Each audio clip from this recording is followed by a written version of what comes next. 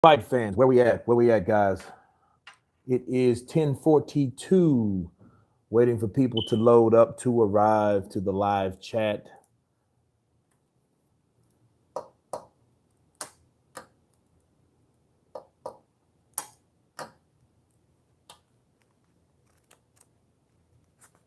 Where you guys at?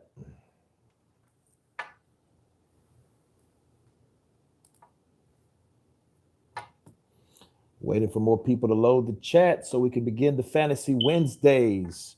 We got 3 in the mix. Let's make that 4.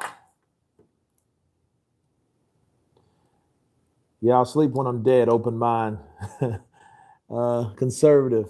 Open mind conservative. I sleep when I'm dead, brother. But I feel you.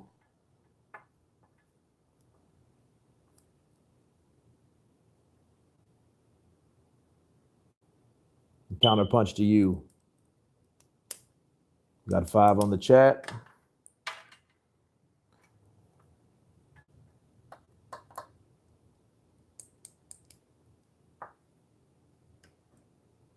But anyway, guys, this is Fantasy Wednesdays. I'll be trying to get a good stream going. I've been busy as hell doing my thing.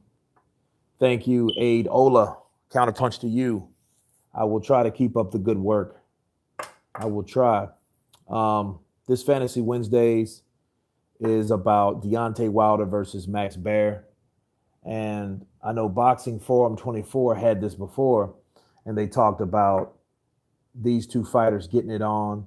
And I like to, what I do on Fantasy Wednesdays, I occasionally do this discussion, and I take a fighter that's current versus a fighter from back in the day, and I match them up. You know, of course, we have Max Baer versus Deontay Wilder. Okay.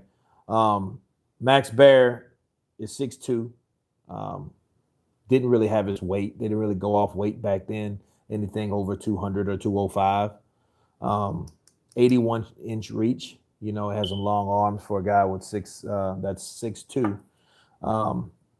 68 wins, 13 losses, no draws, 59 by KO. Pretty nice percentage. Versus Deontay, the Bronze Bomber Wilder, 6'7", reach, 83, 42 wins, no losses, 1 draw to Fury, and 40 by KO. Okay. But we have a lot of stuff to talk about concerning these guys.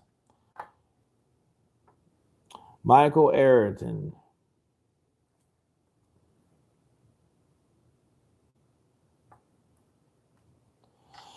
Maybe no one complaining about Al Heyman because he's only takes a cut once a fighter makes over 100,000. Ain't nobody making more than that to complain.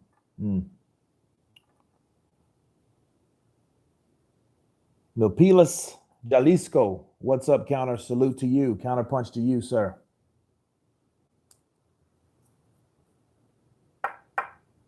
Who else is up? Who else is up?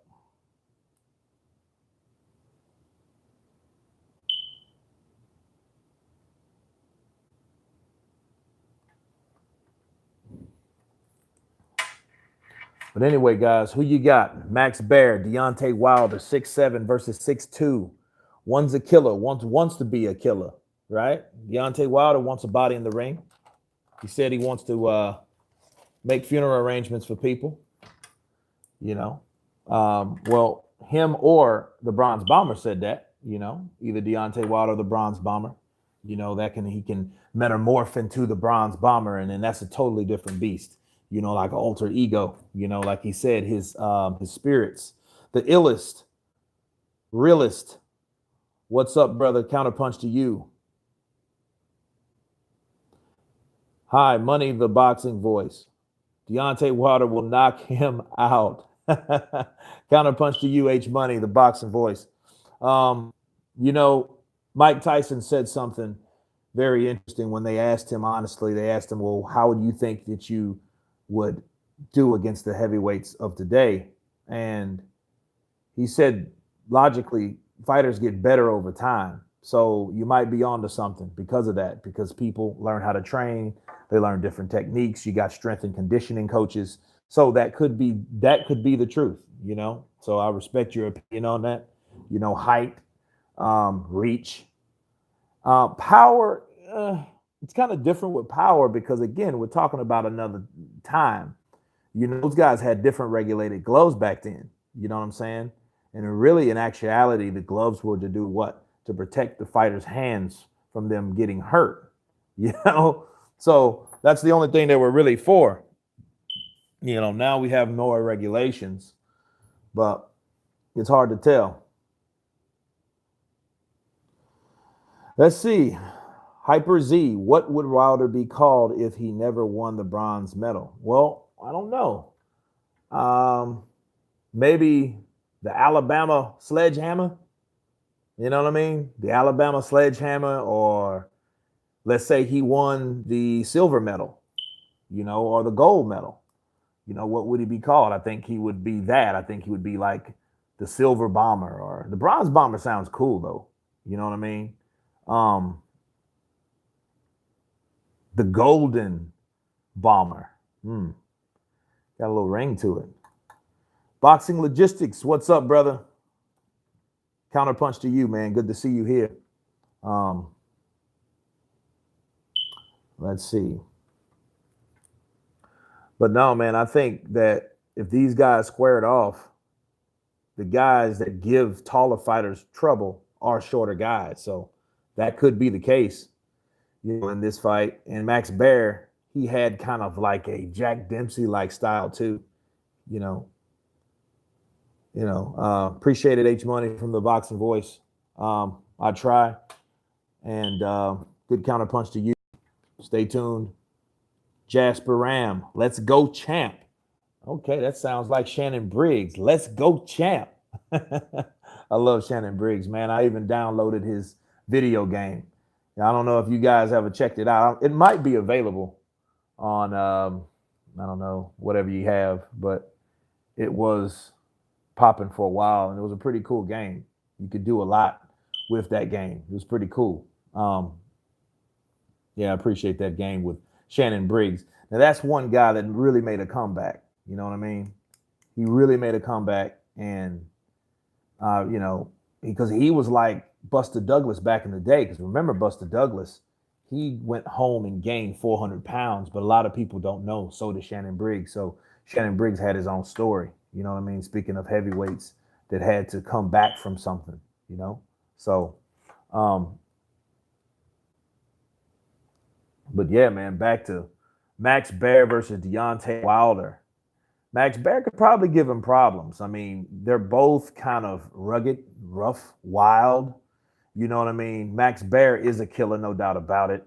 The guy is, and don't get me wrong, you know, I don't know if you guys seen the Cinderella Man, but the Cinderella Man was, of course, with Russell Crowe and the story of James Bratt, where he upset Max Baer, and then it was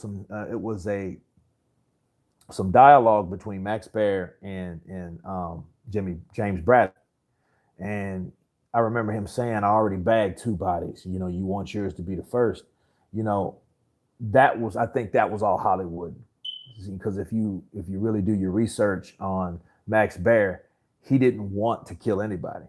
That shit just happened. In fact, you know, he had nightmares about it because I don't know if you guys watched reruns of the Beverly Hillbillies, but his son was it Jeffrey Clampett? Well, that was his son, and he used to tell his son that he used to have nightmares about that. You know what I mean? So, no, that was something that he didn't glorify. So I doubt he told that to James Braddock. I think if James Braddock was a Cinderella Man simply because nobody thought he was going to win. You know what I mean? Anyway, he says Deontay Wilder is the most feared man in the world. He is the hardest puncher. I wouldn't call him the most feared man. Maybe the most dangerous. And there's a difference. You know, a lot of people, they respect that power. You know, ask Dominic Brazil. You know, I think Dominic Brazil is the poster child for anybody because we all know Dominic Brazil can take a punch. He's been down, he's got back up. You know, he didn't beat the count, and there was nothing long about the count that that Dominic Brazil received. You know, he received a sledgehammer Alabama punch, but feared. I'm not sure about feared. You know, I think that a lot of people, you know, I don't think they fear him because they know what's at stake. You know, I think everyone fears that right hand, maybe, but not him himself because they don't respect his skill set. You know what I mean? They just know he can hit you and knock you the fuck out. You know what I mean? All right, let's see. Philip Carl Roberts, fantasy fight, Mike Tyson versus Prince Asim Hamed. Just because I hate Nassim. Wow, damn, that's some hatred, brother. You're gonna put a fucking featherweight in with a heavyweight. Yeah, that's some hatred right there, man. You need to go meditate on that or pray or something because that's a lot of hate, man. Mike Tyson would hit that dude, and you know, and he's off balance, probably knock his head into the fourth row. Baer had very poor defense, wide open. Wilder with reach and speed would get to him. Respect your channel. Love it. BA, counterpunch to you. Now let me counterpunch you. Yes, Baer did have poor defense. Joe Lewis exploited that, right, with his speed. Also a heavyweight from Alabama, right? You know, Joe Lewis Barrow was from Alabama also. And you're right. Deontay Wilder would get to him with his speed because a lot of people forget Deontay Wilder is fast. He's wiry. He's like a big, tall ass Thomas Hearns in a sense, like a Bob Foster. I don't know if you guys remember Bob Foster, but he was quick. He was long. He was rangy, you know, and he could hit. You know what I mean? He just wasn't a heavyweight. That's the problem. You know,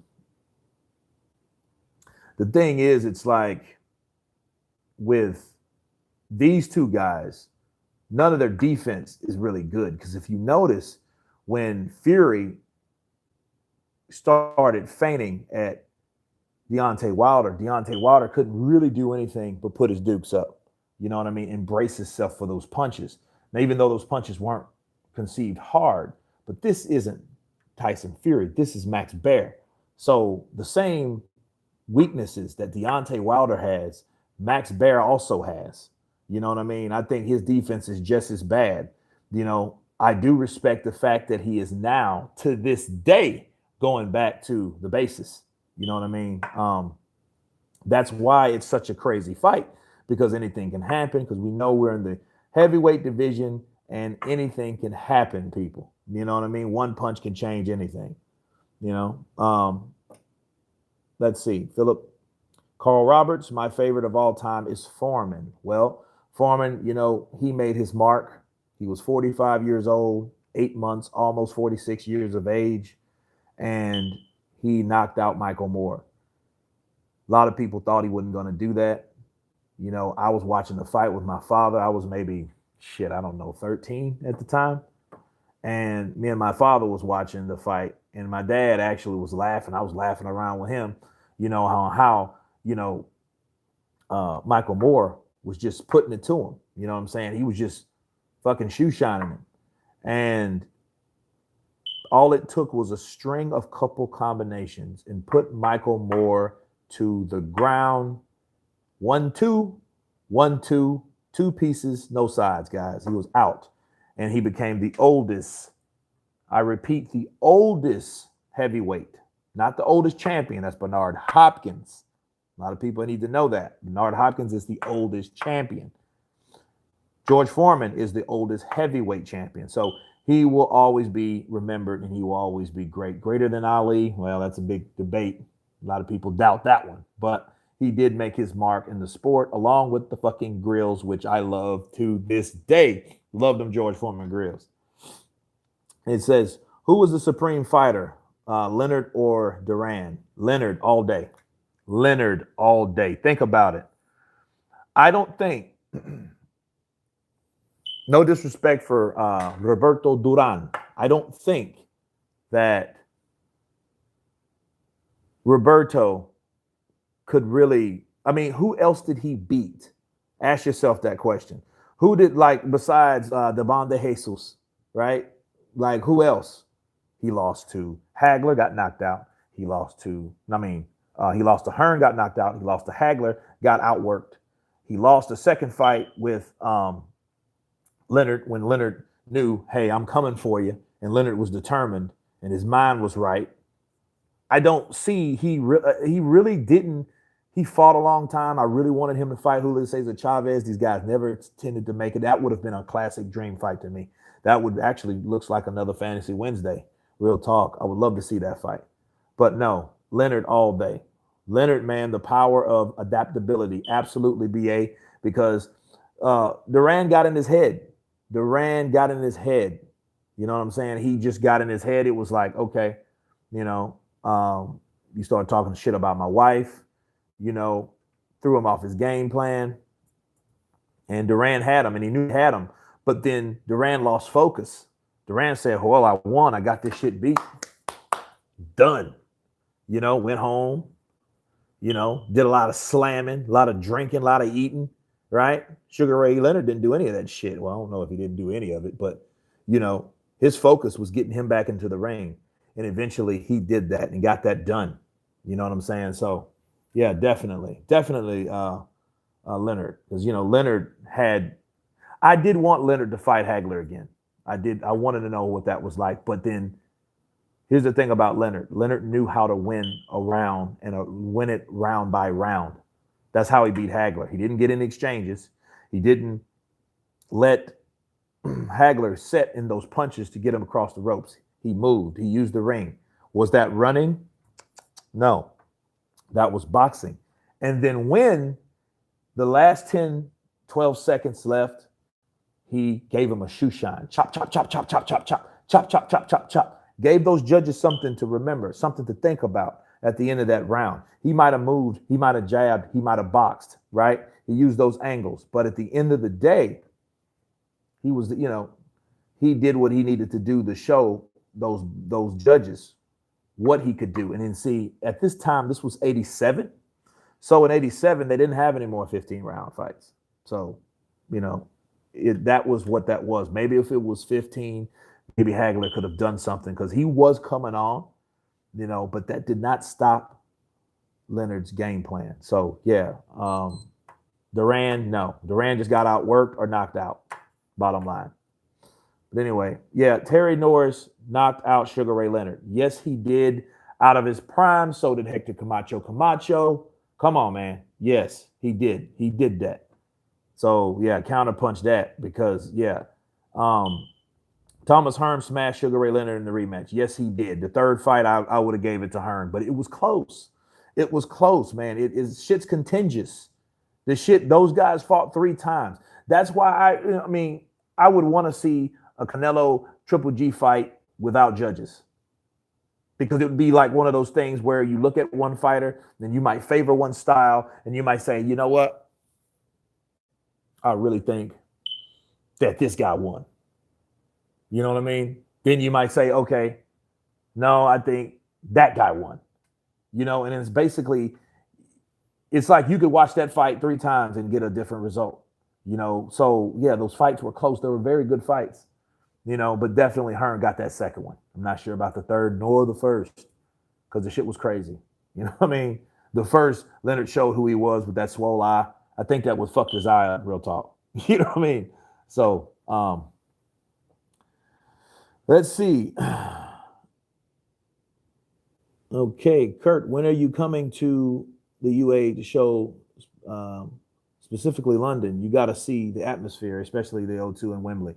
You know what? I'm coming there. I'm not sure because I'm booked up. I got to work an HBO show Friday, and then another show in New Orleans, and then another show back in Atlanta. So I'm pretty busy, and it's kind of hard to really book things, especially when, you know, I get sporadic work. But, you know, I am coming to the UK, and actually I was going to fucking come to see Joshua on April 13th, but everybody know what happened with that. So, but definitely I'm coming to the UK. Definitely. And say, did you enjoy Bernard Hopkins getting knocked out of the ring? Look, Hyper Z, shouts out to you, Counterpunch to you. I did. That shit was remedial. I look. I did that, and I was actually that shit was what 16, I think it was. Fucking Joe knocked his ass out, and see, let me tell you something about Bernard Hopkins. Bernard Hopkins tries to he does a lot of acting in there. You know what I mean? He will fold over, and he will do some sneaky shit. He'll headbutt you. He's experienced, but he's experienced in all that dirty shit, and it really went against him. You know what I mean? Because he thought that the ref was either going to come in or he thought that he was going to fall down, and he wasn't really looking to what he was doing. And he fell straight through those fucking ropes by those guys' punches. And then he's looking back up and shit like what happened? Like, damn. No, it was you, motherfucker. You fell through the ropes. Shit was funny as hell. I couldn't make that up. But yeah, I did enjoy it. The shit was funny. He got his ass knocked out of the ring, and that's the last thing he did. You know what I mean? My dad calls him hardcore, but you know what I'm saying? Like he fucked up Trinidad. You know what I mean? That really pissed me off about Bernard Hopkins. But hey, I couldn't do nothing but respect him. You know what I mean? But Kawasaki fought champions past their prime. Well, yeah, I would have to agree with that. That's why his legacy will be tainted, even though he's an undefeated fighter. But look at him. Look at Kawasaki. No one really talks about Kawasaki. That's what's fucked up about it. And he was never beat. And he was dropped by Hopkins and Roy, right? But we will hear more about Roy, more about Bernard Hopkins than we'll ever hear about Kawasaki. And that is the danger, people, of fighting people past their prime. Just like what High Money, H Money, right?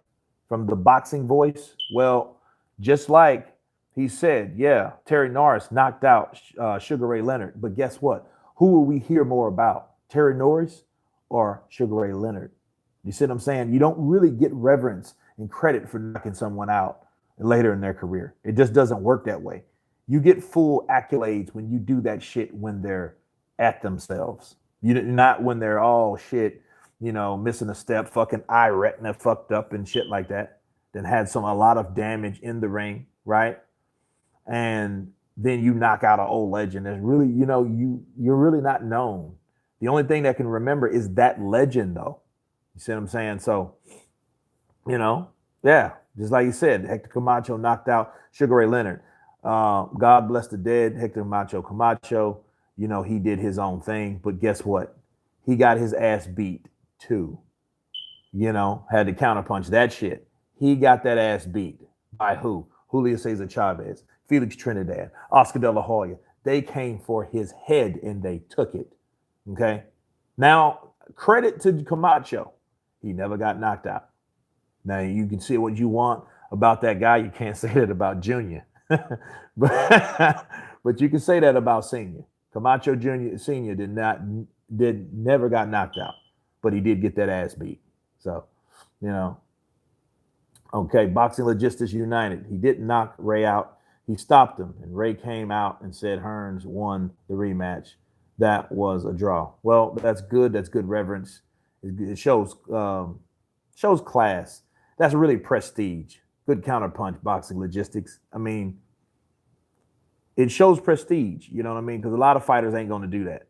They'll never come and say, probably somebody like Tyson.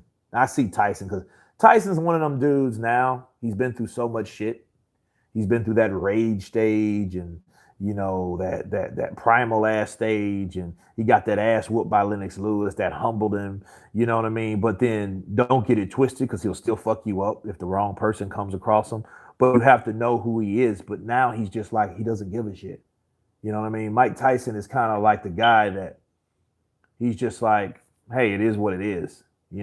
Just like he said about the fighters that are currently fighting. He says, well, shit, I don't know how I'll do against them. They asked him about Klitschko and Wilder. I don't really know. Logic tells you people get better, fighters get better over time. You know what I mean? Let's check another, because I'm a track guy. Look at Carl Lewis versus, I'm about to say Monique Bowl, but Usain Bolt, right? Usain Bolt smoked all those guys. You know what I mean? Present guy. So that's what that is. You know what I mean? So there's some truth to what Mike Tyson's saying. People get better and stronger in time. So, based on that, Mike Tyson was just keeping it real. So but back to Leonard, it took a lot of pride, stopping pride, you know what I mean? Because pride's a motherfucker. He could have just held on to that and no, I won, you know what I mean? But, that's what you call a man, and being a true sportsman. Now he actually, I lost. I think he beat me. So definitely. He says, Kurt, do you listen to UK rap? I see you're cool with Wiley. He's an OG UK crime rap. Yeah. Actually, I do. Actually, I hear him on Instagram a lot, and he does flow. You know what I mean? He does break those bars down. And he's kind of like a British Bone Thugs, really. But yeah, I listen to a lot of his clips. When I have time. So definitely, man. Punch quote, formerly Triple H 1200. Roy Jones, pre-heavyweight, is top 10 all time. 25 pounds of muscle, going back down, killed him. Great counterpunch. Punch quote, formerly Triple H 1200. Great counterpunch. Listen, Roy was probably, top 10 of all time. Top 10 of all time. Nobody fucked with Roy. You know what I'm saying? Like, nobody did that shit. And the only thing is, when you're that indestructible, that gifted, that talented, it's like people knew it was just Roy all by himself, just Roy Jones. You know what I mean? He had no one really to fuck with him all the way to the top. And then he got to the top, beat John the Quiet Man Ruiz, no relation to Andy Ruiz, right? And he was real about that. He knew, well, one punch could change this whole thing. And if that didn't happen, and John Ruiz is not known to be a pillow puncher. He's an awkward style fighter, and I'm surprised, that he wasn't able to land anything on Roy. But, I mean, I thought Pazienza would do something with Roy too. That shit didn't happen. So it just shows those superb skills. The genetics. The dude was, naturally, motherfucker had a 10-pack. You know what I mean? And he was the dude was off the chain. So yeah, definitely. The 25 pounds of muscle going back down. Yeah. Because you don't get that age Roy was at and want to attempt doing that shit. You know what I'm saying? Like, that's things you don't do. Like, I wouldn't advise Canelo, if he goes to 175 and he does fight whoever, right? Because I got to do a video on Bivol later, because Bivol's calling him out. And I mentioned Bivol to Canelo, about a possible opponent. But you can't go fighting one of those guys at 175 and then come back down to 154 and fight someone like fucking Errol Spence. That's stupid. That's dumb. You know what I mean? Yeah, definitely the 25 pounds of muscle killed him. But it was a perfect remedy for Antonio Tarver to do what he did. Now, mind you, think about this. Antonio Tarver fighting Roy Jones Jr. Who would you remember? Who would you remember out of those two guys? The guy from Pensacola or the guy from Orlando? Right? That's the deal. That's what that's what you're faced with when you're talking about great fighters versus good fighters that did this thing. You know what I mean? That's that.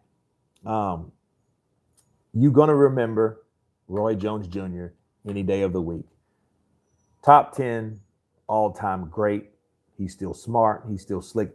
I see a little bit, just a touch of punch in him. Just a touch, though, because he kind of has that little lazy, you know what I mean? Because Roy was like, I'm pound for pound the best in the world. Roy Jr., say what it is. Y'all must have forgot. Now it's more like, well, y'all must have forgot pound for pound. You know, he's a little slower, a little bit, though. Not, and it's a blessing from the, from the knockouts.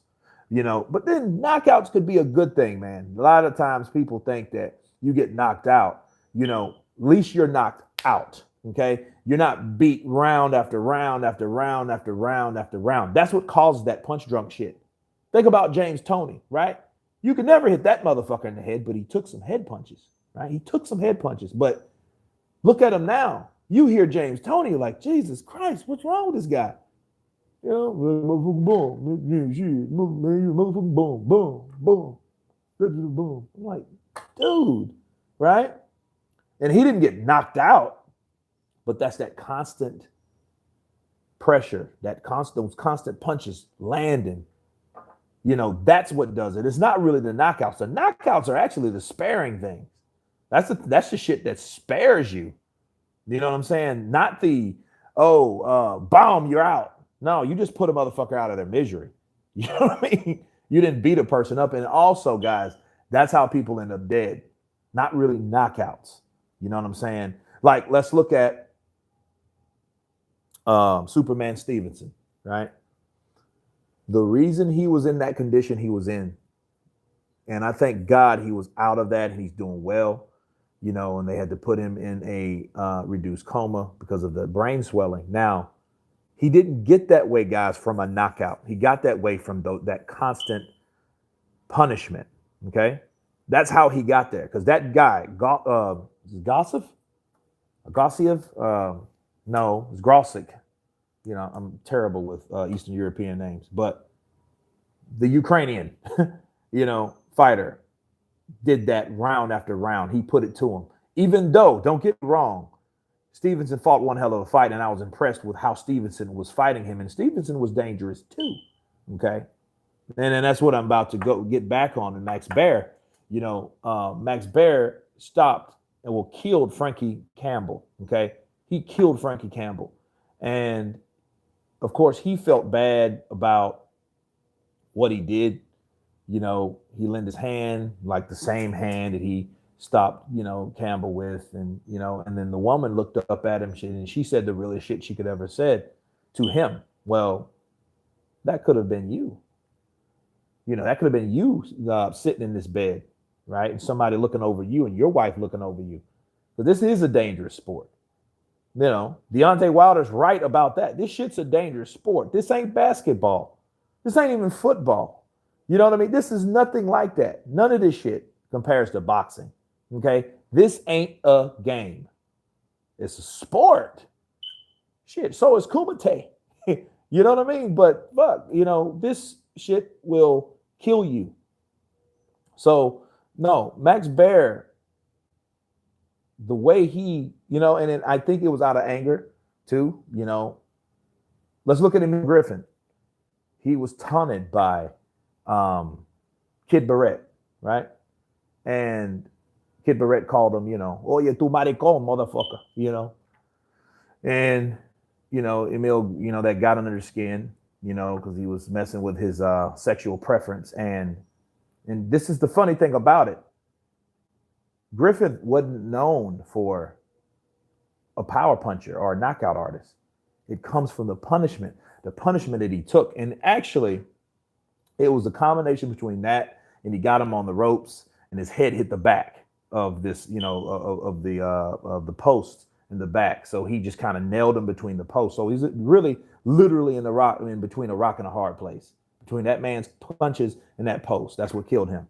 I think in this fight, I think that that referee, Tony Urban or Tyron or whatever his name is, he should have stopped it earlier. That's why referees are so fucking important, and then that's another live conversation I want to have about referees, to break all that down, but no, definitely back to the 25 pounds of muscle, it definitely killed him. Let's see. Is Tevin Farmer a poor man's Floyd Mayweather? Ooh, it's a good question. Yeah, I would say he is. He ain't too poor. I think that anyone fighting on the zone, they went to the zone for a price, for a flat rate. That's what that's what joining the zone means. You don't have to worry about gambling or whatever, or someday I'll be on pay-per-view. Well, shit, someday you might not. You know what I mean? You might just fight and get beat or whatnot, but with the zone, you know what you're getting. Of course, the Tank Davis fight is always the one you talk about when you talk about Tevin Farmer, but I don't know. Floyd was different though. Floyd was really just a different fighter, and that came from just bitterness, Devin Haney is the next Floyd Mayweather. You know what? H Money, I would agree to that. I think he is that guy because see, this is what happened. This is what happened to Floyd. There was so many good Hall of Famers back then, right? Think about when Floyd was around. Who did you have back then? That was all damn near every welterweight was undefeated for a very long time, right? Yeah, rest in peace, Macho Camacho. That was some fucked up shit, But back to Floyd. Floyd was that guy that was overlooked so much, and I think Top Rank kind of fucked over him like they did Rigondeaux, real talk, because Rigondeaux, as talented as he wasn't respected, one of that top Cuban pedigree, and he wasn't respected. As a matter of fact, his last contract fight on Top Rank wasn't not even televised, people. That's fucked up, and that's Bob Arum's way of saying, fuck you. I don't like you for whatever reason. I don't know. I don't know what it is. I can't put my finger on it, but Floyd was there amongst, listen, you had, when Floyd was at 130, you had people under him and you had people over him, right? Meaning you had Marco Antonio Barrera, Eric Morales, which he was real marketed with Top Rank back then, right? Prince Asim Ahmed before he fell from grace with Barrera. Then you had like Floyd. Then Floyd did what he could do. He couldn't get those fights below him, but those guys above him, like Sugar Shane Mosley at 135, which was probably the best lightweight ever. He was probably the best lightweight ever. And he'll beat Chavez. He'll beat his ass too. If that was at 135, Chavez, he's just too fast, too powerful. Mosley would have beat any of those guys at 135, though. When he moved to 147 and 154, that was a whole different beast. But, you had Sugar Shane Mosley. You had Oscar De La Hoya. Then you had guys like Arturo Gatti, right, that were fan favorites, ticket sellers. Then you had guys like Six Head Lewis, all the Don King guys. And they were making a splash at Showtime. Before really Showtime, nobody fucked with Showtime until Mike Tyson went over there, right? Then Holyfield. You know what I'm saying? So that, but Mike Tyson did what Floyd did later on, right? Floyd went to Showtime, Fox, CBS later on and signed that multi-million-dollar deal and got a fuck away from HBO. You know what I mean? And then that really sparked interest in Showtime. That's why Showtime is where it's at right now. And where's HBO? You see what I'm saying? So Floyd, though, he couldn't get a fair shake. He couldn't really get seen because you had so many different fighters. You had Roy, Trinidad, De La Hoya, Fernando Vargas, David Reed. All these motherfuckers are coming out the Olympics, okay? And they came out the same time. So it was just so many people that just, it just overshadowed him.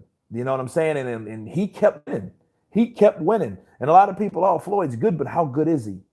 He knocks out Chico Corrales, right? God bless the dead. Knocks out Chico Corrales, stops him. And I was surprised. January 20th, 2001, I waited through a fucking dog little kid movie to watch that fight. You know what I mean? But took off early for work and shit, and I seen a boxing clinic, and people still weren't convinced, right? So he made them convinced. But then what happened? I think bitterness set in with Floyd. I think the bitterness set in with Floyd. Like, hey, you know, I've done all this shit for the sport. I can't fight guys like Prince Asim Ahmed, Eric Morales. He could have made weight. Weight was never a problem for Floyd because Floyd's not a big guy. Okay, so yeah, but Devin Haney, the same thing is compared to Floyd. Devin Haney, you got Teofimo, you have Tank Davis, you have of course Lomachenko. You have these guys that are there. Mikey Garcia was there, you know, and you have Devin Haney. I seen Devin Haney when he came to Shreveport. I covered that fight live, hanging out with Floyd Sr. It was cool. It was a treat. But the guy has talent, and he has the right kind of pedigree, and he's around the right kind of people that will teach him the things that Floyd learned, you know. But it's up to him to know when he comes back from adversity, you know, what he's made out of. Like, what if he gets in there and gets hurt? Then we'll see what he's made out of. We saw that with Floyd and Sugar Shane. Later on, though, because Sugar Shane Moses was 38 years old. You know what I'm saying? But then again, here's the deal. Sugar Shane denied a fight with Floyd, right? I think it was for $8 million or something like that. Floyd didn't want it because Floyd wanted De La Hoya, which everybody wanted De La Hoya. He was a golden boy. Just like everybody wants Canelo, right? So it is what it is. That's just like Danny Jacobs saying, no, fuck Jamal Charlo. I'm going to fight Canelo. Makes sense. But yeah, I do think Devin Haney is the next Floyd Mayweather. Action reaction. Who do I have July 20th? You know what? I seen Pacquiao. I think Pacquiao, people's overlooking him. I know people's story's not done until it's done. I see Keith Thurman. I seen his training regimen, but I see him talking a lot. You know what I mean? Now, I don't know if he's trying to talk to himself confidence, or does he just really believe in his ability? I think he does. But we'll see on the day, man. I think Pacquiao might be too much for him, but that fight will always be dangerous because Keith Thurman is looking for one thing. He's looking for Pacquiao to overcommit, and he's looking for that right hand. He's looking for that Marquez shit. Part 4. That's what he's waiting on. That is what he's waiting on. He's not waiting on anything else. I don't even think he's intends to outbox Pacquiao. You know, because trying to outbox Pacquiao would probably be too difficult because Keith Thurman's fast, but he's not that fast. He's not Floyd fast. Okay, he's not on that level. So, you know, the probably only person that could beat Manny Pacquiao, you know, besides Marquez on any occasion, because those guys can go back and forth all the time, was Floyd Mayweather. You know, just because he just knew what to do. He knew, wrap this motherfucker up when he tries to hit me 20 times, you know? But he says, okay, Mr. Bauhader, or Bauhader. Sorry, I didn't mean to butcher your name, brother. Counterpunch to you. Kurt, do you rate Lennox Lewis as an all-time heavyweight great? I remember you said you didn't like him when he was fighting Tyson in that era. You know, I didn't like Lennox Lewis. Maybe because he was flat. You know what I'm saying? I just didn't like his personality. And I was just being real with you because, I mean, you had Holyfield. I like Holyfield. He was an American heavyweight. He whooped Tyson's ass. Tyson bit the shit out of him. But Holyfield was a dirty fighter. People don't understand that. You know, and everybody thought that shit was a fluke. They thought, oh, man, you know, Tyson crazy. He bit off his ear. He did that shit because Holyfield was using that bald-ass head as a fucking bowling ball to bust his fucking face up. And he did that shit. And Tyson got tired of that. So he was like, you know what? And I think Tyson just got more carried away with retaliation than the actual fight. You know what I'm saying? I think, bitch, when I clinch you, I'm going to bite you. Motherfucker, oh, I bit you. I got you that time, bitch. I'm going to bite your ass again. Damn, you make me mad. Bitch, come here. Let's clinch so I can bite you, you know? But when Holyfield, if you guys can remember this, Holyfield fought Hasim Rahman. Now, Hasim Rahman, look at his fucking head. It looked like one of those iron hammer-like things that I don't know the name of it. Shit looked like a hammer coming out of his forehead because of headbutts. Because Holyfield was fucking headbutting motherfuckers, man. He would headbutt you and give you about 4. You know what I mean? Bow, pop, pop, pop, pop. You know what I mean? That's what he clench. He'll headbutt you, clench. Then when he's clenching out, pop, pop, pop, pop. You know what I mean? That's what he would do. And I hope Rahman made a believer out of people. You know, don't get me wrong. That's fucked up what Tyson did. But then Tyson, you got to understand what a person does. Like, let's say a person, an old lady. It's the reason to kick an old lady down the flight of stairs. You just don't supposed to do the shit. You know what I mean? Like, bitch, get out of the way. But it's fucked up, you know? But anyway, yeah, Tyson look, he sounds like a very down-to-earth dude, you know? He does. You ever heard of poor man's Floyd Mayweather? What's your take on Farmer? I think Farmer's really the more of a poor man's. But let's look at it this way. Floyd, what Floyd are we talking about? Are we talking about Pretty Boy, or are we talking about money? You know? Because money's a totally different beast. Anyway, I'm bouncing all around. Yeah, I would have to rate him as, you know, as one of the all-time, maybe the top 20, you know, because Lennox Lewis was a bad fucking fighter. He knew how to box, and he wasn't the most popular fighter, and he knew that, you know, and I feel that he used that as fuel. You know, he knew that, you know, you lived in Canada, you post from Jamaica, you live in Britain, you know, you really didn't have homage anywhere like that, even though he's like, big up England, big up, you know. But he was just, I don't know, he was just kind of, if Tyson wants to test, I'll put him to rest. You know, it just wasn't nothing that, I don't know. It just something about his personality I didn't care for. But as far as fighting, yeah, fighting, he would fuck you up. And then I was a big Tua fan. So when Tua went out there and blew that shit, I was pissed. You know what I mean? I was fucking heated. You know what I mean? Because I thought Tua was going to take one of those left hooks and bow, you know, do a McCall on his ass, you know, do a Hasim Rahman on his ass or something. And then Tua could be that heavyweight guy that people have to worry about, you know. Probably be short range, because people need to understand all you need to do is outbox Tua.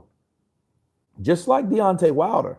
You can't go in there with Wilder expecting to knock him out, because you might get knocked out. More than likely you will. Ask anyone else that stepped in the ring. Any fucking one else. Even Fury. Fury knew, well, because that's how Fury got himself in trouble. He gave him a 2-piece, and he did not respect what was coming back. Because he thought by the 11th round, I got this shit in the bag. You know, no, you don't. So, that, you know, but you have to learn. You have to be patient and beat Deontay Wilder round by round. With these two guys, Max Baer and Deontay Wilder, this shit probably wouldn't go past round 3 or 4. You know what I mean? Somebody's going to whoop somebody's ass, bottom line, you know? But yeah, Lennox Lewis was the man, you know. He just, even though Lennox Lewis kind of pissed over his own legacy, though, when he went in there against Vitali and had one hell of a fight, don't get me wrong, but he was getting his ass beat. He kicked ass. He did. He busted that dude's eye open, but everyone knows anything about boxing knows the Klitschko's have thin skin. They got that fucking Arturo Gatti shit going, okay? You punch them wrong, that shit's dripping. Drip, drip, drip, you know what I mean? Thin skin. Thin, very thin. You know, so Vitali got hit, you know, I mean, he did knock the shit out of him, though. You know what I mean? But that didn't stop Vitali. And Vitali did not want that fight. That fight ended shitty. You know what I mean? They stopped it over that. And it was like, okay, well, the winner is Lennox Lewis. You know, and then Lennox Lewis tried to play the shit off. Oh, man, you seen that guy's eye? You seen that guy's eye? Oh, man, I was blinding him, man. He's lucky. The referee stopped him. He's lucky, man. But then he fucking retired. So if Vitali was so fucking lucky, why didn't you get your ass back in the ring with him? That's what a lot of people should be questioning Lennox Lewis on. Right there. Why didn't he get back into the ring with Vitali to give him that opportunity? Right? Because if it wasn't for that eye, that would have been probably one of the best fights of, because it was 6 rounds, right? 6 rounds? Or 7? Yeah, because that fight was turning tide. But then again, I think because of the cut that Vitali had, he knew there was an urgency because, you know, they were looking at that shit. Those doctors were, you know, really scoping it out and seeing it. Man, that eye looking fucked up. It's looking bad. So, hey, like, what's the deal with that eye, man? You know what I'm saying?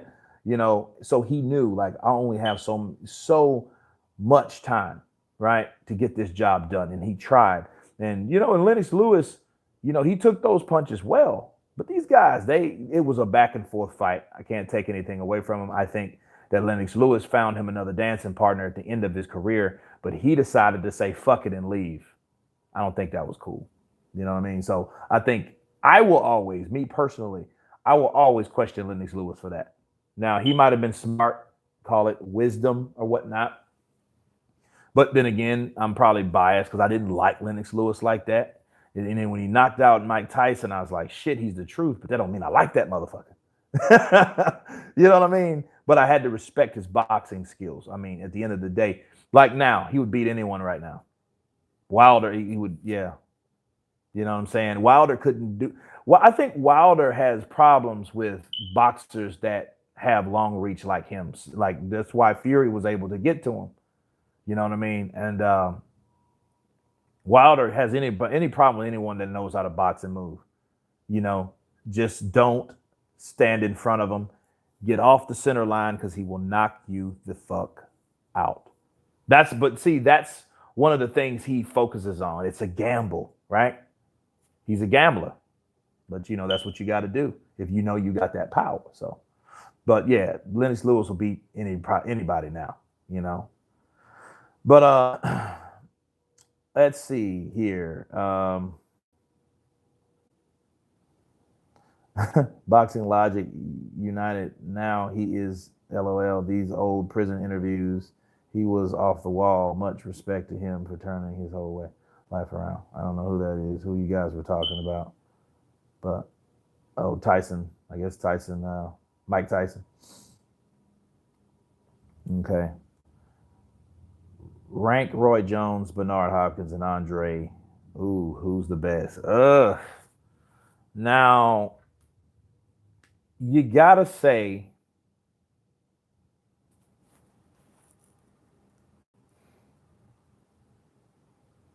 that shit's kind of hard.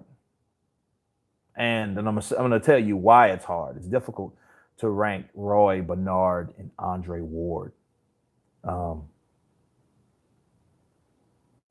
Roy went from 160. Roy's first. Roy's over Andre. I know that much. So Roy's first. And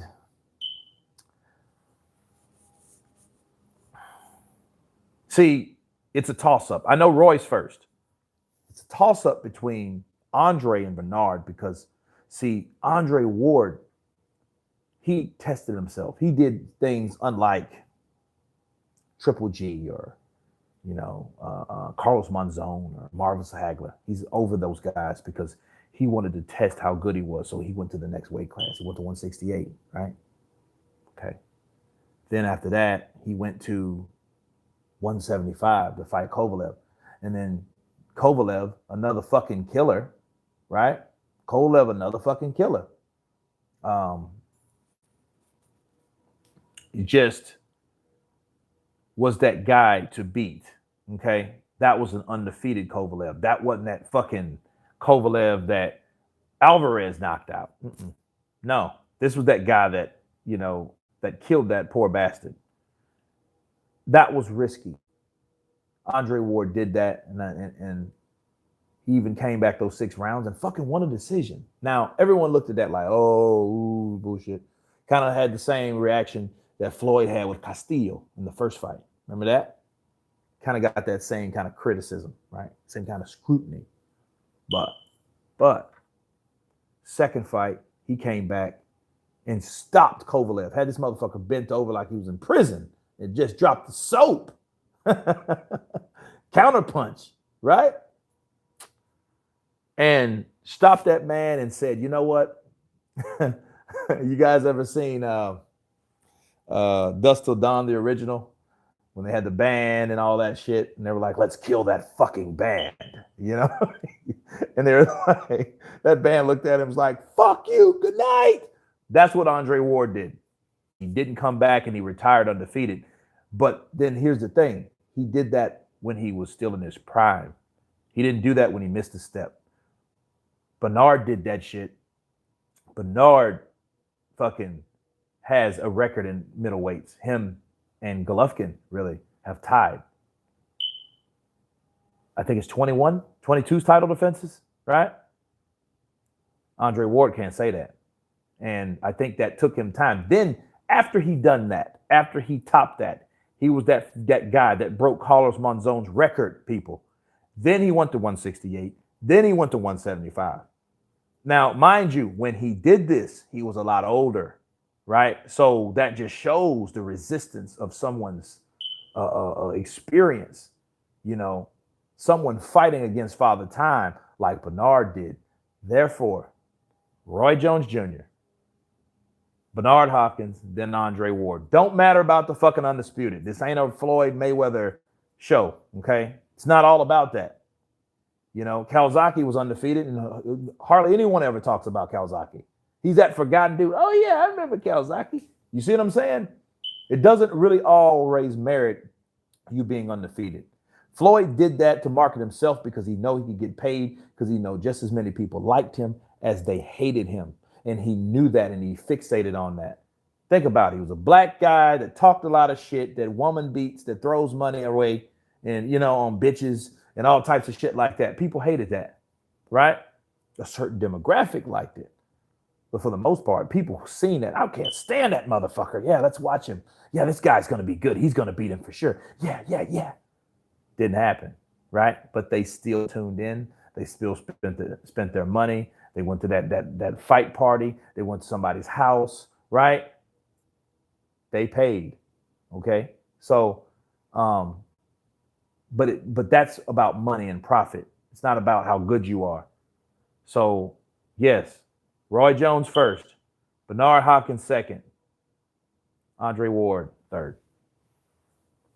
And really, to top this off too, with Bernard beat the guys that are all-time greats, right? Oscar De La Hoya, Felix Trinidad. Don't matter if they came from 154. A lot of people came from 154 to 160 and got shut down. But those guys weren't Oscar De La Hoya, and those guys weren't Felix Trinidad. Gave Felix Trinidad his first official loss, because I always thought De La Hoya beat him, but we don't really talk about that, right? So, but Bernard beat them both. You know what I'm saying? So I always question, though, when Roy was at 160, I always question, why didn't Roy go down there and kick all their ass? You know what I mean? Like, damn, man, you could just drop weight and fuck them all up. You know what I mean? I would love to see Roy and De La Hoya, Roy and Sugar Shane. I used to play Knockout Kings, the original, back in the day when it came out in like 98. And all the fucking men were all blocky. You know what I mean? So definitely. Let's see. Yep, in that order. All right, let's see. Baer would have to corner Wilder to smack him. I think it would be very hard for Baer to catch Wilder clean in the open, but I'm sure Baer has the power to KO pretty much anyone. You know what? BA, counterpunch to you, I would agree on that. It had to be a circumstance where Baer would have to force him into the ropes, into the corner. Get him on the ropes of the corner and implement an attack. because what Deontay does, he uses his height. That's one thing he does. He uses his height. He doesn't dip down low or do no kind of Mike Tyson shit. He uses his height and he sits back and he waits. If you notice, he'll sit there and wait. He'll throw a jab or he'll paw with that jab. You know what I mean? He might feint the right, but don't even throw. He'll throw that jab, looking for that range. Okay, looking for that target, or want that person to overcommit, and then there he goes, straight up the pipe. That's what he does, and then that's what he would do to Max Baer. Max Baer would have to dip in, stay low, come in right to avoid that right hand, and rip punches to the body and to the head. He had to make that shit difficult, and he had to get him on the ropes, right, to do some Manassa Mala like shit. You know? But that's right. Good counterpunch. Hopkins was a bit of a drama queen. See, yes, Philip, Carl, Roberts, counterpunch to you. That is absolutely correct. He was a bit of a drama king. Look at the shit he did with what was it? Was it Antoine Eccles? Yep. That was another guy. Robert Allen. Right? You guys seen these fights, you would be like, this is a fucking circus. He is a fucking payaso. You know what I mean? Because the shit that was going on, man, I think him and is it Robert Allen? Yeah, Robert Allen. Fucking Bernard fell out of the ring that time. See, and then what happened, Bernard thought they were going to pardon that shit or call it a no contest because he was getting that ass beat by Joe Smith. You know what I mean? Then I forgot about that. Now I'm just, all this boxing is just kind of brewing up in my head now. Getting the juices going. You know what I'm saying? And Bernard did that before, and I think they did call it a no contest. So I think by experience, because this is fucking Bernard now, knowing all the times he's been in the ring, and he knows, okay, if I do this, fuck, I'll just fall out of the ring and call it I slipped or, technicality, and they'll call that shit a no contest. You know what I mean? But that didn't happen. You get your ass knocked out of the ring, and then see now, they rely a lot on instant replay. You know what I'm saying? Because they know that things can be proven by sight, right? By technology. You know what I'm saying? And they seen nobody hit you, motherfucker. That didn't happen to you, sir. No. He didn't push you, sir, because he tried to say the motherfucker pushed him. Yeah, he pushed you with those punches upside your head, and you went out of that ring. He escaped. Lucky he didn't get fucked up by something below. So yeah, I agree. Yeah, drama. Yeah, drama queen. Yeah, he has those tendencies. But H Money, the boxing voice, Riddick Bowe, or Lennox Lewis. I don't know, man. I think first of all, Riddick Bowe should have wanted to fight him. You know what I'm saying? I think you don't give up your title avoiding a guy, especially at the heavyweight title. So, who knows? Coco, number 1, counterpunch to you. Roy was the man. Absolutely. It's unheard of middleweight champions to become the heavyweight champion and collecting world titles on the way up each division. That is why he's pound for pound GOAT. Absolutely. Roy Jones Jr. did that shit. Now, it would have been a different story had Roy went all the way up to heavyweight and failed and got knocked out by John Ruiz. He was on his way down. He was on his way to a weight class that he was already at, people. He already conquered. You know what I mean? And you just had these hungry, like fucking pack of wild wolves after him, you know what I'm saying, waiting for him to come back down. But that cost him something. That cost a sacrifice, right? So definitely. He did that. He completed his objective. What he was doing after that, he was just showing people that he was the baddest man on the planet, which there was no reason for him to show that, because the first loss that he had was some bullshit by Mr. Griffin. Remember that shit? Mr. Is it Monty Griffin? Montel Griffin? Anyway, that was some bullshit. But yeah, so they had to take away his O, right? Okay, Lara 9817. What up, Kirk? Are you going to do a live for the U.S. followers in the U.S. time zone instead of in the middle of the night? Good work, bro. You know what? I will. I will. It is the middle of the night. I am a lichen, not a vampire. Right? So, let's see. Joel Dunn. Hi, Kurt. Do you think if Fury wins and takes the belt back to the UK, Wilder would have the balls to come to the UK and win it back? Ooh. Oh, that's a great discussion, man. I think he would have to. Well, no, not necessarily. No. Because you got to remember something. Let's counterpunch this now. Joel, you have to remember that Deontay Wilder and Tyson Fury, well, Tyson Fury especially, if he beats Deontay Wilder, they're going to have a rematch anyway. So he wouldn't have to go to the UK unless he beats him again. And since he has 2 fights this year and then that fight and the next fight, so those are 2 fights. His 5th fight would still have to be in America, which I don't know if he beat Deontay Wilder twice. He still has to obligate that contract, which is here in the States. It wouldn't be in America. See, this is ESPN Top Rank. That shit won't be in America. You know what I mean? BT has the feed over with you guys, but no. You know what I mean? So that's one of those situations where I don't think even he would have to. You know what I'm saying? So, but it's a very good question. But, Tyson Fury's contract is over here. You got to remember that, the fight 5 fights. So he owes Top Rank 5 fights. So I don't think that he would have to go over there to do it. But if he would go to the UK, if it required him doing that, he would have to. He would have to go to the UK. You know what I mean? And I think he would go to the UK with Tyson Fury, because Tyson Fury is the guy that did something that is the same energy that why Joshua was fighting Ruiz. He wants something that he once had, right? And he wants that shit back. And it just depends on how much does he want it back. You know what I mean? What is he willing to do? So if he's willing, if he says, hey, you got to come to fucking, Cardiff, you got to go to Cardiff. That's if he wants it. So it's a good discussion though. Garvin, Les Porris.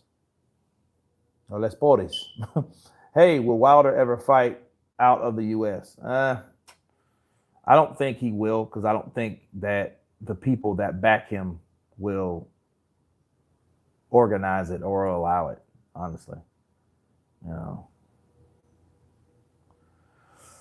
Philip Carl Roberts. Nigel Benn was just a slugger, really, but he had heart. Yes, he did have heart. And you look at Nigel Benn, if you hear him, right? And this is what I'm telling you. People that have heart, this is boxing. The punishment that he took, it cost him something. You know what I mean? It cost him speech. I would never want to talk all fucked up due to something that I once did. Oh, I used to be a boxer 20 years ago. Now I'm fucked up. You know what I'm saying? Nah, man. That's sad to me.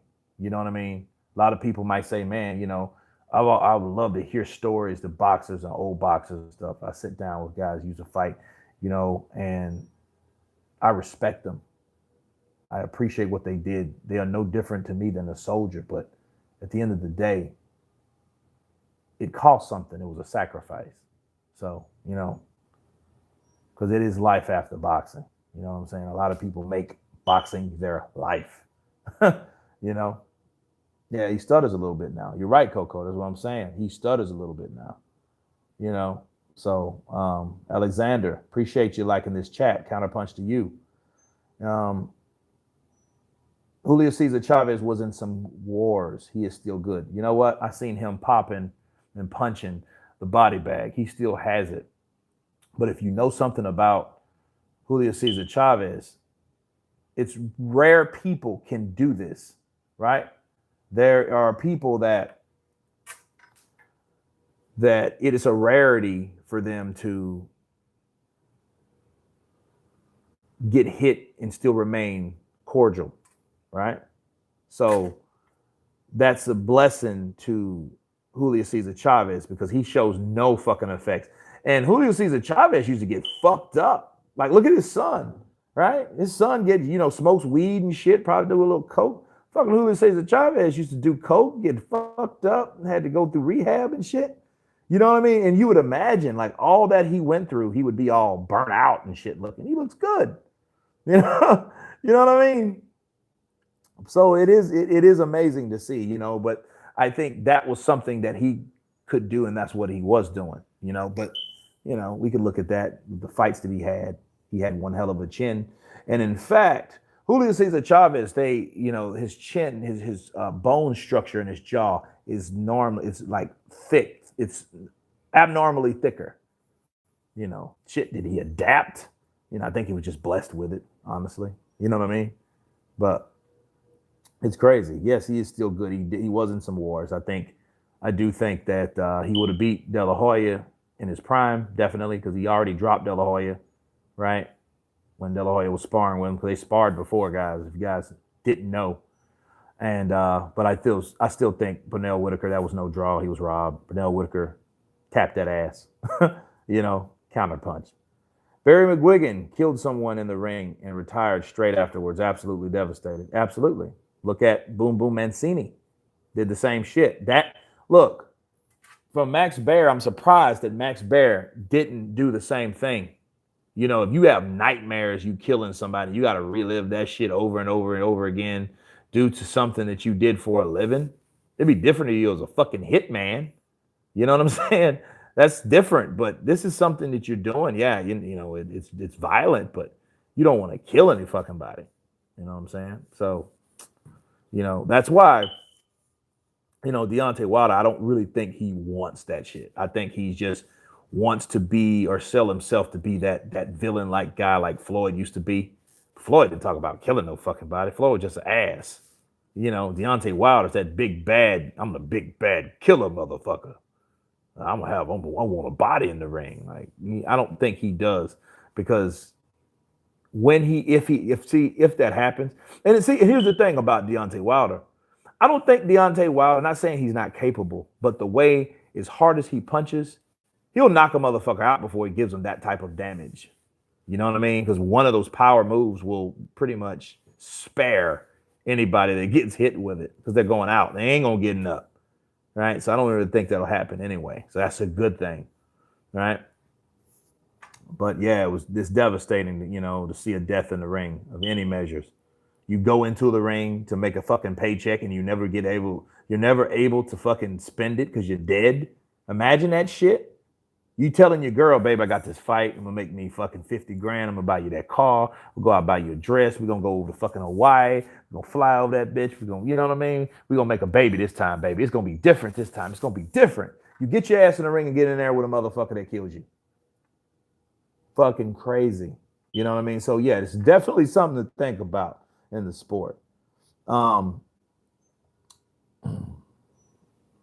Carl Roberts. The ref is important to stopping a bout when it needs to happen, but in the case of Gerald McClellan, I blame the corner. Well, it's a tedious thing because no one knows someone's limit, right? No one really knows that. So, not even the fighter. The fighter is probably the less likely, because most of the time you're catching cerebral damage. You know what I'm saying? And that is something that clogs your own judgment. You're getting hit, so you can't really think. All you're thinking is, I want to hit this motherfucker back. Right? So, the Kiss'em, what's up? Okay, what's up? The Kiss'em, counterpunch to you. I am saying that right? Kiss'em. Oh, the Kiss'em. All right. Hyper Z, I miss HBO announcers. No event feels hyped without them. You know something? I fucking feel the same way. I like Max Kellerman. Don't get me wrong. I love boxing. The Zone's okay. It's okay, but it's not like fucking HBO. Somebody calls me, dude. That's the fucking, I got the 24/7 ringtone. You know what I mean? Like the 24/7. I work out on that. I used to work out on that shit. You know what I mean? Just let that shit play, because it was like that. Behind the scenes is that hype music, I miss HBO. Fucking Jim Lampley, you know, Harold Letterman, you know, that is something to see. It's definitely because I grew up on it. You know, imagine something like that being around that long. You know what I'm saying? Now it's gone. You know, yeah. God bless the dead. H Money, Diego Corrales. You know, and he was in fucking wars that make my fucking hair on my neck stick up. You know what I mean? So, wow, Alexander Knox. Fun fact: Pernell Whitaker is my cousin. Shit, man, you're related to some fucking icons. You know, that's the man. Yeah, he put on an exhibition versus Corrales. He did. He fucked Corrales. So that's my ass was hurt. I'm like, fuck, because I was going for Corrales. You know, Corrales I think was 33-0 at that time. You know, because I watched Corrales grow. You know, people don't know Corrales used to be a fucking chef. He was a culinary chef. He was going to school to be a chef. Boxing was his part time. You know what I mean? And then he got the opportunity, and this opportunity led to this opportunity, and you know, then that was kind of put on the back burner. You know what I'm saying? So, you know, but him fighting Castillo, Jose Luis Castillo, man, those were wars. You know, man, he's been dead 12 years. It's crazy how people die, and you just kind of like, damn, time stops. You know, but yeah, rest in peace for that guy. I hope Loma recovers with his broken knuckle. He could be in trouble. Yeah, Loma's been fucking himself up lately, though, man. You know, because he just had like a shoulder injury. Now he's fucked up on the knuckle. Now, you know, it's crazy. I still think Prince Nassim would mercy killed Floyd. I don't know about that one. I don't know about that one, Alexander, because see, I'm not convinced on his punching power at this point. Because Marco Antonio Barrera was able to take those punches because he landed some. He just didn't land the punches that he should have, you know, but he landed enough punches to chin check Barrera. You know what I mean? I'm not saying Barrera was like, you know, because Barrera had a very good chin, but I don't see him doing that to Floyd. But then again, we'll never know. You know? So, last one. You're awesome, Counterpunch. Appreciate you, man.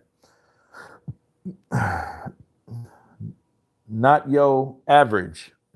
Not your average. I thought it was Japanese for a minute. I think Floyd is a little suspect because he got caught versus taking IVs. Man, there's no telling. A lot of people, colleagues of mine, think everybody's on fucking steroids. So who knows? You know what I mean? It is. Joel Dunn. Shout me out, Kurt. Big fan here, UK. Shouts out to you, Joel Dunn. You've been counterpunched. Keith can throw that right hand no more. The elbow didn't heal right. You know what, Coco won? I heard that Freddie Roach, in fact, brought that to the forefront. And I think that's why he picked that fight along with the performance that he had with Josecito Lopez. So we'll find out. We'll find out how good it really is because he's going to have to throw that motherfucker against Manny because Manny is coming. Yeah, definitely. I believe Dillian White will eventually end up being world champion. Do you think Wilder is ducking him? And do you think White would defeat him? Good channel. Ian Wickens, let me tell you something. Again, Dillian White would have to box Deontay Wilder. Don't go for the knockout yet. Now, you'd have to make Deontay Wilder respect him. And I think he could do that with his punching power, especially the left hook. But remember what happened to fucking Spilka. Right? Spilka trying to land that fucking left hook and got knocked the fuck out. Right? So that's something that he has to be very careful on. You know, the adrenaline might get to certain people, especially when you want something that bad. You might be jumping into it a little too early, you know. But you're right, Dillian White. You can't keep a good man down, especially a guy like Dillian White that speaks his mind and kind of puts you in the mind of Bernard Hopkins, because Bernard Hopkins spoke out against corrupt sanctioning bodies and corrupt promoters, and he didn't give a shit who heard it. And a lot of times he was frozen out on a lot of fights, but he eventually got those fights. And he got those fights at a later age, but at the later age, he was still gifted and blessed enough to do and make a good account of himself and win those fights all at the same damn time, people. So if Dillian White keeps winning, they can't not deny him because he'll just be inevitable, right? He'll be inevitable. He keeps beating these guys. He beats Oscar Rivas. He beats all these other cats. You know, they can't deny him. You know what I mean? Because he'll be this last one, like, motherfucker, I'm here. You know, fuck you, fuck the WBC, I am here. You know, Michael Arrington, this cat, yeah, shut you down, this motherfucker. But anyway, it was after he got cut from the headbutts. Which headbutts? Michael, okay, yeah, I know, right? Tell this motherfucker to shut up. This guy, he's like a troll. I don't know, he has nothing to do, you know. But anyway, Holyfield made Rahman look like Hellboy. Fucking right, Hellboy. He looked like Hellboy. Shouts out to you. He looked like Hellboy. This motherfucker had a fucking block coming out of his head like a cartoon character. You know what I mean? You know? That shit was crazy. Why the hell are the WBC so corrupt where Deontay has landed 2 mandatories in 4 years and White still hasn't? Yeah, that's the way the WBC is. And then what people need to understand, the more the WBC fucks up, makes belts, makes titles, makes new rules because they made new belts, the more they do that shit, people, the less credible they are as a sanctioning body. And people need to understand that. People are going to have to figure that shit out. Like, and one day it will. People will look at that WBC belt. You know what? Thank you, but no thank you. I won't pay sanctioning fees for this shit. I won this shit. Therefore, you take this shit back and you play with someone else's career, not mine. And it's, you know, and when you do that, and I think for fighters and promoters, they need to really boycott the WBC. That would stop all that shit. You know what I mean? If you do that, and no other fighter really, if they get together and say, you know what, I'm not even gonna fight for the WBC champion because y'all motherfuckers are a bunch of clowns, payasos. That would stop all that. Then they would have to, okay, well, what's going on? Why is our credibility, you know, why is our dignity, you know, picked on or questioned, all that old bullshit. You need to look in the mirror and see what you're doing, you know? So it's crazy. Andy Ruiz is overconfident to beat Joshua. Daniel Vasquez. Oh, well, I don't know. It's looking that way. You know, we don't know because, see, thing about Andy Ruiz, he's doing a lot of things. He's buying houses. He's buying cars. He's doing things he never really, or he normally wouldn't do, right? And he's never done. And we just have to see how he is on fight night because we don't really know what he's doing. We see what he's doing, just like the perception is, hey, you know, Ruiz bought another house. He bought it for his cousin and his uncle, right? But then he could be training his ass off too. He could be talking about eating, but he could have just fucking worked his ass off, you know, just posted that there. That could be a cop out. Motherfucker could just be training all the time. You know what I mean? Just like Joshua. Joshua wants you to probably see some shit that he's doing. That don't mean he's doing it, you know? But anyway, would you agree that Eddie Hearn is currently the best promoter in the game? He pays the best and seems to care about the fighters. He also isn't shy about answering difficult questions unlike Fish Eyes. Well, let's say this. Eddie Hearn's a good promoter. I think in the UK, he was very good. I think he had the resistance coming from the UK getting American fighters when American fighters, right, according to some people, would never sign with Eddie Hearn. Some people in some channels said the same shite Oh, I never signed with Eddie, man. No, see, that's a UK promoter coming over here. So people were hating on him. And then those same people, when they started, they got hated on by other promotional companies. Look at the PBC. The PBC came around, everyone hated on the PBC. I'm like, what the fuck are you hating on them for? Shit, you got these guys boxing, premier boxing champions, these guys, they're doing a good job. El Heyman's putting boxing back on free TV. What's wrong with that? Why y'all fucking with this dude? But that's how it is, so he is one of the best, if not the best. Bob Arum still has the best, like the top pound for pound fighters, right? He has Fury, he has Lomachenko, he has Terrence Crawford. You know what I mean? The only thing is, he has to like bargain and kind of like reach out to other people and kind of bribe them and shit. You know what I mean? So,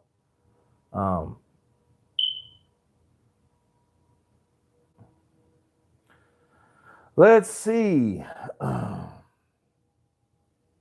Chris Scott, morning to you. Just got off work. Great post. Keep it up. It's 5:30 now in the UK. Hey, man, shouts out to you. Hope you had a good shift, brother. It's 5:40. Okay. Rocky Marciano was undefeated. Okay. But who would you talk about more, Rocky Marciano or Mike Tyson? Loke Dog. What's up, dude? Counterpunch to you, man.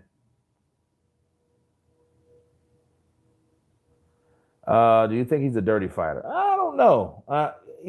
Loke Dog, I don't really know if he's a dirty fighter or not. You know what I'm saying? Because I really don't know. That's a good question because I've seen dirtier fighters. Like I think Bernard's a dirty ass fighter, but he still got mad skills. So you know what I mean? Holyfield's a dirty ass fighter. We just talked about like Hasim Rahman and his fucking head looking like Hellboy and shit. So I mean, not necessarily, not overly dirty. Now he will take a cheap shot at you in a fight. He ain't giving a fuck. You swing him, he gonna swing back. You know what I mean? So yeah, I think that Andre Ward knows he's in a fight and he's gonna fight you. You just got to be careful. The Zone took over boxing in 2019. Well, I mean, I don't know if they took over. They did do their part because you do see, the PBC. They're still doing what they're doing because they got those loyal fans. I think both of them are competing against each other, but then they should be competing against each other to make the best fights. You know what I'm saying? So I think that should be the case. You know what I mean? Fury gave Wilder a boxing class. He is that punished him or pinched him? Him all 12 rounds with 1-2 combinations. Yeah, well, he definitely outboxed him. He definitely outboxed Deontay Wilder.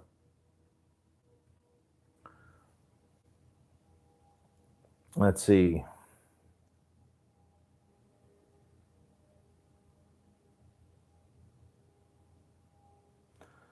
Okay.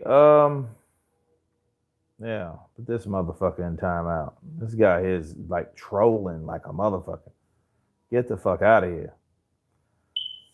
Freedom Fighting 123. What's up, Counter? What's happening, dude? How you doing? Counterpunch to you, brother. Counterpunch to you. Usyk will knock out Anthony Joshua. Hey, if fucking Ruiz can or has problems, I think that could happen. Saying similar height, small heavyweight.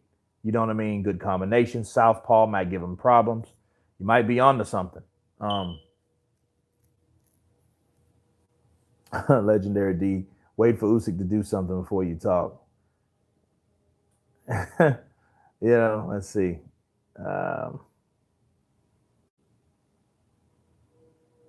would like to see Fury sit down on his punches to see if he could generate more power.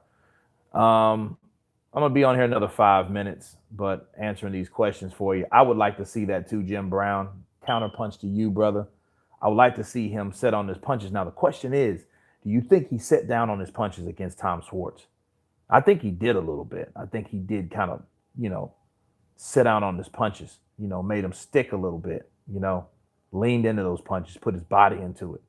Because I mean, you could say he's a pillow puncher, but that you can't lie, and the face doesn't lie.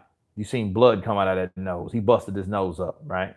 Even though fair enough, Deontay Wilder busted up Tyson Fury's nose also. I think White would beat Wilder. Big on body shots, and he can't take a punch. He used to be a kickboxing and K1 champion. I can't wait to see it. I hope it ever happens. But eventually it will if White keeps winning.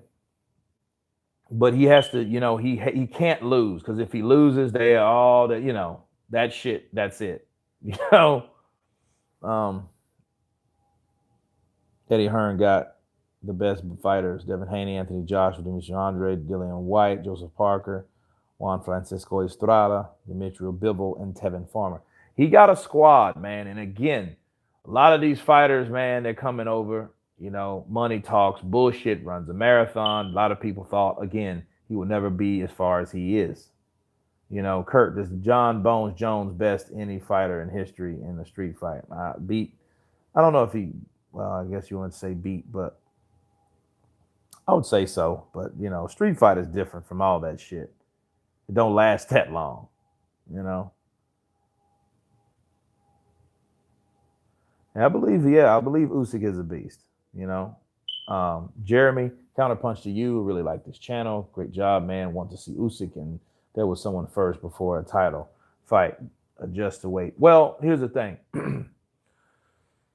People that have cleared out a division, they get that respect. They get that privilege. Look at Terrence Crawford. Terrence Crawford did the same thing, and look what he did. Of course, Usyk, he's been hurt, he's been injured or whatever. He needs to recoup. I hear what you're saying, but at the end of the day, he did enough from where he was at to be where he's at now. You know what I mean? So I can't be mad about that. I know people like Dillian White's pissed, but Jeremy, I can't be mad about that at all. I can't be, because it's like, it's one of those things where, the dude is undisputed. You've never had an undisputed cruiserweight champion, ever. Never had that. Okay, Philip Carl Roberts. Rivas is an interesting fight. Ortiz has been fighting bums. At least White does shake the division up when he fights. You're right. Rivas is an interesting fight. Rivas is another guy. He stopped Jennings. Undefeated guy, Colombiano. And he's dangerous, okay? Fucking Tyson Fury didn't want to fight Oscar Rivas. You see what I'm saying? That type of shit makes you think about why these fighters are fighting these type guys. You know what I'm saying? I want a tall fighter to get me prepared for another tall fighter. Fuck that. Fight the guy that's the most dangerous. Let's stop. Let's stop acting like this shit's like, oh yeah, let's, let me get a tune-up. Like, why the fuck you need a tune-up for a guy you already fought? You're supposed to be in the best shape of your life. And that's me counterpunching Tyson Fury. So, you know what I mean? So I'm with you, Philip. Counterpunch to you. Gary Russell will be the next fighter to sign with the Zone. Ooh, H Money, the boxing voice. You know something? That shit I could ride with, because he's not pleased. And that's one whistleblower. I just did an interview. I just did a fucking video about that. You know what I mean? That's a whistleblower right there. I think that he's that one guy that's real enough. If you listen to Gary Russell Jr., he's one of those guys that he's not with all that bling bling bullshit. You can't listen. You can't like bribe him with that type of shit. You know what I'm saying? You can't, because he wants to get paid. He's there for the legacy. He's not just there for this money that Al Heyman's throwing at these normal basic fighters. You see what I'm saying? So yeah, I can definitely see him going to the Zone. And if he's going to go to the Zone, he'll go to the Zone for the money or the opportunity. You know what I'm saying? So I think that would be, a good fight. Thoughts on Dubois versus Gorman? It's going to be a good fight. Can't wait to see it. AK-47, counterpunch to you. I am actually 5% down, so I'm running out of battery in this on this thing. So we got to wrap it up in the next 3 minutes. Gary Russell Jr. versus Tevin Farmer on DAZN. Ooh, I don't know. I see Gary Russell coming up, though. I think he's the kind of guy that likes to challenge himself. So that could happen if he did go to DAZN. Why do not my brother respond to me? The real deal. Who's that? Okay, here you go. Counterpunch. Hello, how are you? I respect your words and appreciate you follow up. Saudi Arabia, my brother. Hey, counterpunch to you, the real deal. I didn't see that before. Just strolling through. The real deal. Counterpunch. Irish Titan volume. Don't you believe if you look at the way the heavyweight division is panning out, do you believe it's a final four scenario with Joshua Ruiz versus Wilder, the winner of the both? I would like to believe that Irish Titan volume ... But I don't know. I think as soon as these guys win, they're going to go their fucking separate ways. That something will happen. It's like watching a fucking series that never ends. I think because I want to believe that, like a tournament, like, okay, Ruiz, Joshua 2, Deontay Wilder, Fury 2, then the fighter fights after these get no. Because for one thing, Deontay Wilder and Fury, they're going to fight again in either way. Whoever wins, loses, or draws, is, you know what I mean? I think now Tyson might pull some shit out of the hat if he beats Deontay Wilder. He might say, fuck you, you fucking Dawsa. I'm never fighting you again. You're a bum. I gave you the other opportunity, and you blew it. You blew it, you bum. You shit house. That's what he would do, I feel. So we'll see. But I'll say this. If Fury beats Deontay Wilder, that could happen. And if Joshua beats Ruiz and gets his belts back, all this shit will be back in the UK. Okay? Because Joshua won't need to go after Deontay Wilder no more because he don't have the belt. You know what I mean? So eventually, yeah. But again, I don't really have too much faith in that, though. I don't.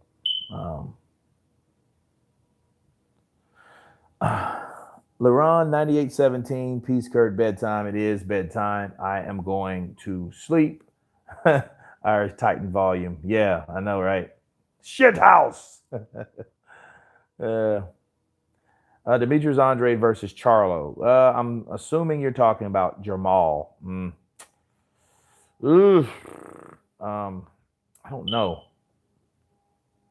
I would go for I don't know, because that's kind of up in the air, because Charlo does have that power. Andrade has power too, and I seen he wanted to put on a show for his peeps, in Rhode Island, but I think he did get a little reckless, and someone that was coming up the pipe could really score a big punch on Andrade, because he kind of swings and gets off balance too. I don't know if you guys noticed that. He's fast, he's quick, he's rangy, he's elusive, but he doesn't really have that stable, bottom up under him. He can fall and shit like that. What's your take on AJ's recent training videos? Jamie, this will be the last one. I think that Anthony Joshua is I think that he's doing too much. He's showing too much, not doing too much. He should do a lot to train and prepare himself, but I think he's showing too much of what he's working on. I would never do that unless it's an okie doke. But anyway, guys, it's been fun. Max Baer versus Deontay Wilder. I'm going to put a post on the community to see who would win, why. You guys check that out. Of course, please subscribe. Thanks for this live feed. It's been hot. And all you guys been Counterpunch. Peace.